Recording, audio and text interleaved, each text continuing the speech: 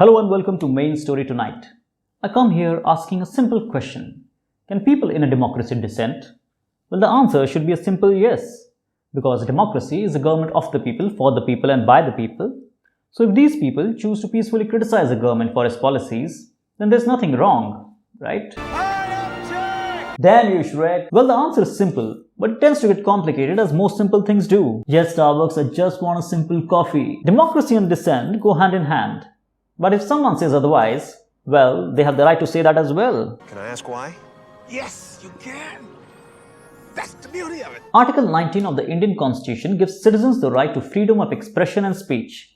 The Indian farmers have raised their voice against the government's 3 new farm laws. The farmers want these laws rolled back. They believe that these laws do not provide enough safeguards to their livelihoods and will favor big private corporations. This is one of the busiest highways leading to Delhi. It's been blocked for weeks. Tens of thousands of farmers from the northern states of India have marched to the capital city to protest farming reforms. They've covered at least 5 major highways around the city. The police met them with tear gas and water cannons, but they made it through and have now set up camp in and around Delhi. Much has been said about the farmer protest, so we will not go into details for now, and instead focus on a more core aspect of any protest, which is dissent. Dissent or disagreement can be seen in many areas. Here is a thought on dissent in court rulings from former US Supreme Court Justice Ruth Bader Ginsburg, popularly known as the notorious RBG. I will announce a dissent from the bench if I think that the court not only got it wrong, but egregiously wrong. In the ongoing farmer protest, 22-year-old climate activist Disha Ravi was arrested by the Delhi police, alleging that she was one of the key conspirators in making and spreading a toolkit. The police alleged that Disha collaborated with the pro-Khalistani group to spread disaffection against the Indian state. Disha, while claiming her innocence, said, "I have nothing to do with the Khalistan-affiliated people. I only edited 2 lines in the toolkit on 3rd February. Just wanted to support farmers' agitation. Farmers are our future. We eat and drink because of them." This toolkit, which is allegedly a document containing information on the farmer protests, was tweeted by global climate activist Greta Thunberg. Yeah, the kid who gives a stink eye to every politician who thinks climate change is a hoax. Don't mess with this girl. If she has to, she will cross an ocean using a wind power boat to get to you.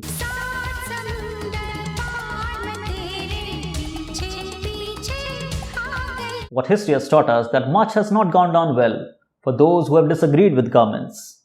But this time, the court was not having it. The real sting was in the bail order, where the court severely pulled up the Delhi police, calling its investigation scanty and sketchy. The court also delved into the larger question of dissent. There was something very important that Additional Sessions Judge Dharmendra Rana noted in his bail order. He said citizens are conscious keepers of governments, and they cannot be jailed simply because they choose to disagree with state policies. And he said that offensive sedition cannot be invoked to minister to the wounded vanity of governments. Ouch. The court said that the right to freedom of speech includes the right to seek global opinion. If the young India thinks that there is too much protest going on nowadays, and people are only protesting because they like protesting, well, then let's take a look at India's own political history and see if we can find a similar example from the 1970s.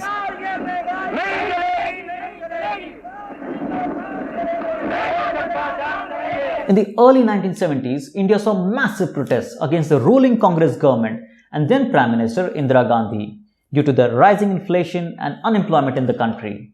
Huge student protests broke out from Bihar to Gujarat.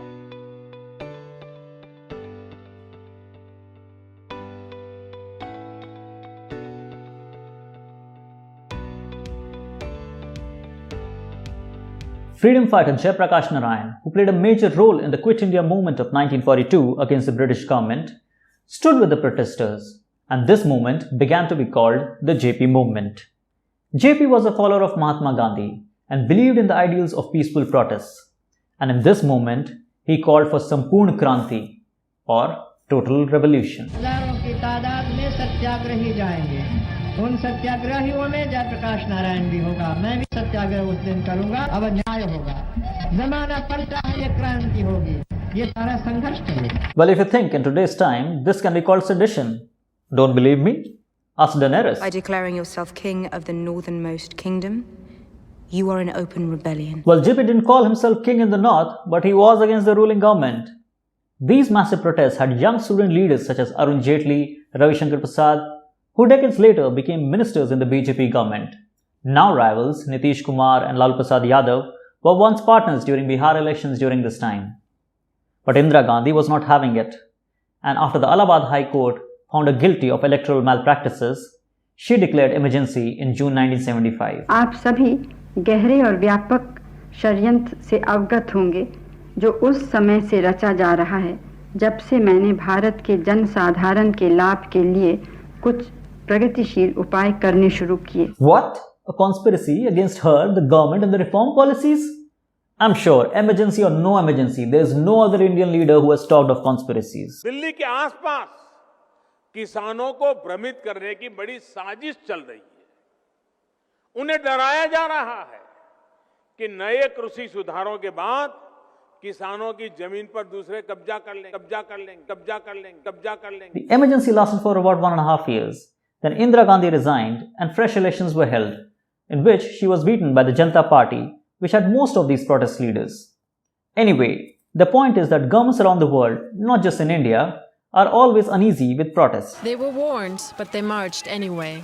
Anti-government protesters all over Russia demanding the release of opposition leader Alexei Navalny. Protesters also say they are marching against corruption and for more democratic freedoms in Russia. In India, protests, especially by the young generation, have shown that they give rise to future leaders.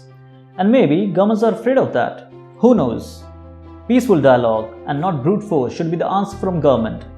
Because governments must realize that even with all its power, it can become powerless. Because its power comes from the people. In the end, I will leave you with these words from JP. लोगों की आज़ादी न हो, press की आज़ादी न हो, इसको सिविल लिबर्टीज कहते हैं.